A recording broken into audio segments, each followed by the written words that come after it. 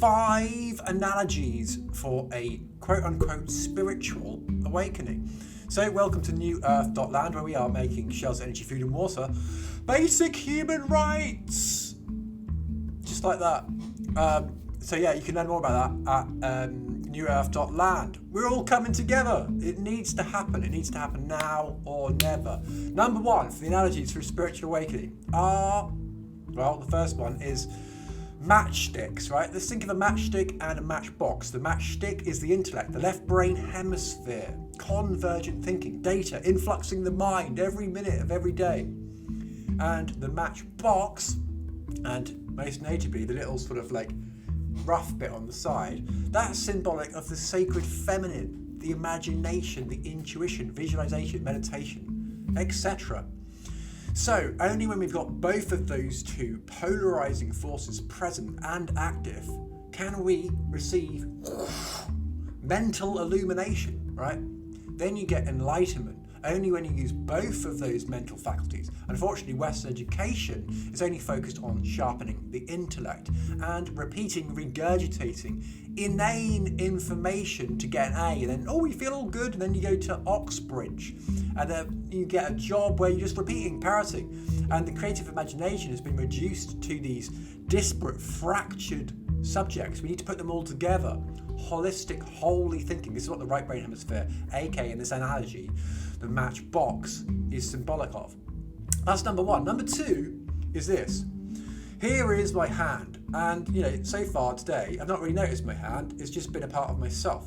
But if I screw it up into what we call a fist, suddenly I can now feel that as a sort of separate entity almost. And screw your hand up quite tight, and you can definitely feel it now as being quite separate from yourself. And it's so contracted, it's a contracted state of awareness that considers itself now to be separate from your body, right? And this is analogous to the condition that we're in every day when we wake up, we put on our clothes, we go to work, we're on the tube, we're in a box, you're in your home, and then you're in the tube, and then you're in your car, and then you're in another box, you're in another office building or whatever. Now you're talking to your friends, now you're going out, and now we're like planning your next holiday, and now you're doing this, blah, blah, blah. This is what's happening. It's screwing up the mind because it's contracting it to a state of awareness that is very restricted. But then when we let go, if your body is the universe and this was you, and this is your little arms, now your being, your consciousness floods into your larger being, the macrocosm, which is the universe, which is yourself. Life is not something we possess, it's something we participate in. That was number 2. Number 3 is like a balloon popping, and this is sort of how it happened with me, because I had what's known as a Satori awakening, where it happens like bang, hits you like a sack of spuds, a lead balloon, some other random little analogy that I could use. And yeah, if you've got a balloon, you draw a little face on it, and it's got all the pressure inside the balloon, and therefore it blows itself up, and the membrane is sort of like your mind, which is incarcerated by matter. It's imprisoned to this myopic bandwidth of reality that we inhabit. But when you start to use your imagination, cast your mind into the depths of space, eventually you'll awaken, and that could be analogous to a pin coming along and going and popping it, and then now all of that air that was separate through a membrane is now one with the universe. That could be another analogy for a spiritual awakening. These are all abstract, of course. So number 4 is similarly a dam bursting. All the pressure, right? If you think of a big dam, like the Hoover Dam, you've got all this pressure building up on the psyche, right? And that's what happens when you begin to use the imagination. Eventually, when you pierce the illusion of matter and you become aware that you are the universe experiencing itself subjectively through a multitude of perspectives, when you start to cast your mind into the depths of space, that is analogous to like the dam breaking and all this water coming rushing down into the lower, well, perhaps you're in a boat in the lower levels of the water, and it's coming down. That's like a spiritual awakening, because it's a destructive process. Everything that you thought to be real turns out to some extent to be false or a lie or deception or a misconception.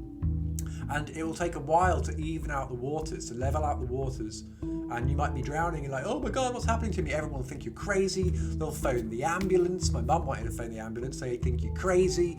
You're talking all this other stuff now that otherwise sounds like, religious lunacy to the normies.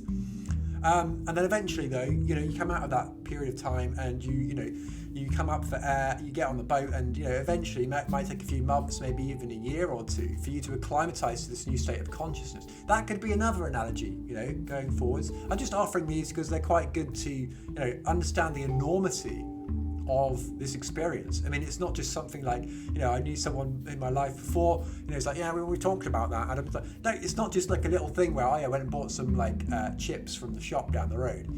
This is like a total death and rebirth into a new state of awareness, okay, which they call Christ consciousness, Krishna spirit, Buddha nature, okay, the chemical wedding. This is like dying and being reborn into a higher world, ultimately. Number 5 is sort of like a hall of mirrors or a haunted house. Imagine going into that haunted house from your childhood town. Maybe you're on the fringe, on the hinterlands of your village or town. And you go in there, and this is hall of mirrors perhaps, and all these fragmented visuals around you. You can't quite figure out what it is. And it's very scary. And at the end, bang! You see yourself in perhaps a fragment of the mirror, and you realise that it was you all along.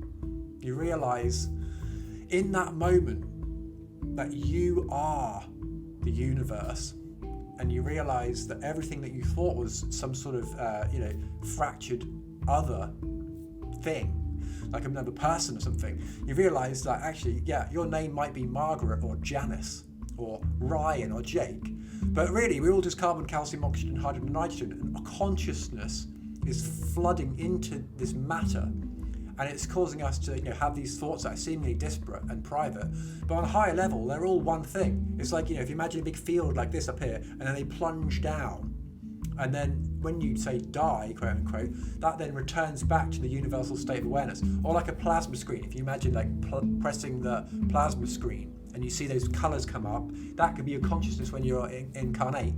But then when you pass back to spirit, as we call it, that could be then pulling away, and then it comes back to the holistic image of the screen. No more distortion. And the final one, I think this is 6 actually, maybe I was going to call it 5. So 6 analogies for a spiritual awakening is like, the idea of a volume light or a beam, right? So throughout our lives we wake up, like I was saying, like similarly to the fist analogy. The contracted state of awareness, which we could call the ego, is constantly being distracted, just like they show you in the Truman Show, in the Matrix, right? In some of these metaphysical, insightful films. But all day long, the beam is like this. It's really tight. It's it's not a holistic, expansive state of awareness, or even a circle. If you think of a tiny little circle, that's the only thing that's lit. Okay, and then as you begin to awaken, though, that sphere of awareness grows and grows and grows and grows. So depending on whether you are going for a gradual awakening or an instant, like I would say, Satori Zen awakening, will dictate the extent and speed through which this will actually occur in your life. For me, it was instant, and you will be immediately aware of all the things that were actually formerly in darkness to you. All the real agendas on this world, 21st century fascism, okay, a lot of the suffering that's happening in abattoirs, slaughterhouses, all the injustice in the world will come flooding into your psyche, and you'll rather go back to sleep, just like they show you in the Matrix again, where Cypher is it? He wants to do a bargain with the agent and go back into the Matrix.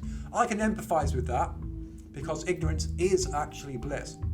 All of that darkness will come in. It can be at first a very liberating, and it is a beautiful, blissful feeling, but that will eventually wear off. And so that's really why I'm hoping to help to support people as we raise in consciousness collectively, so that we can solve all the problems that are so simple, so easy to solve, like poverty, and which gives rise to inequality.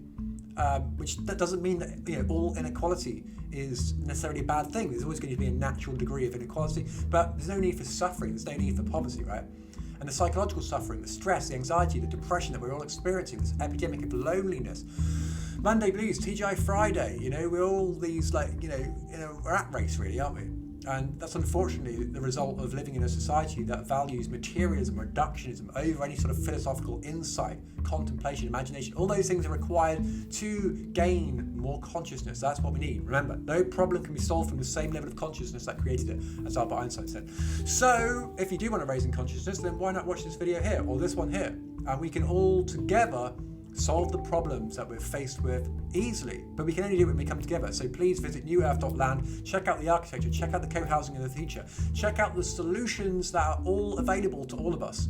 The technologies are all in place, everything is here. We just simply need to come together now, and that's what I'm hoping to do here on this channel. So please get in touch with me, Adam at Newearth.land. Write in the comments below, introduce yourself, like, you know, I want to meet new people, this is really interesting, if we can come together and achieve this.